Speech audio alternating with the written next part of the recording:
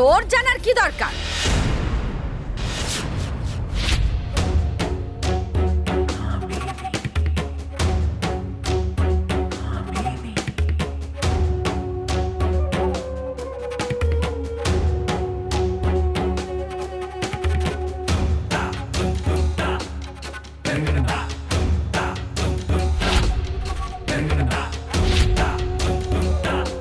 তুই যখন আমাদের কথা শুনিস না, তাহলে আমাদের সবার খবর নিয়ে তোর কি দরকার? তাছাড়া কেউ খাক বা না খাক, পূজা হোক কি না হোক, তাদের তোর তো কিছু যায় আসে না। তুই জানা, তো নিজের কাজ কর। ঠাকুমা, তুমি কালকের কথা এখনো ধরে বসে আছো? আর তোমরা সকাল থেকে কিছুই খাওনি?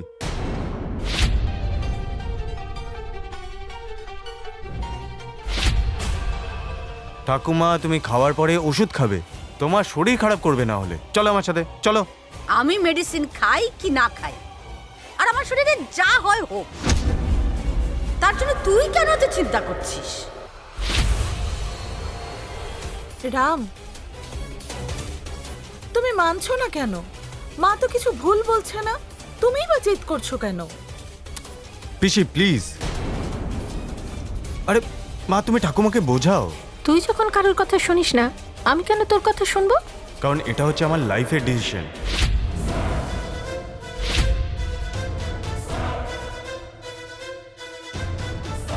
খালি তোর জীবনটাই জীবন, আর এই বাড়ি আমরা সবাই, তোর কাছে কোনো দাম নেই।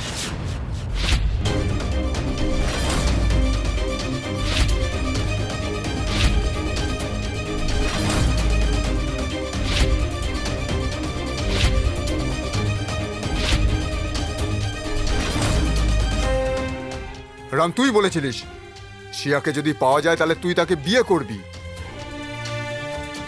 তাহলে এখন যখন শিয়াকে পাওয়া গেল, তুই তাকে বিয়ে করতে চাইছিস না কেন? মা, আমার তো মনে হয় ও মিথ্যে বলছে। ওর তো বিয়ে করারই ইচ্ছা নেই।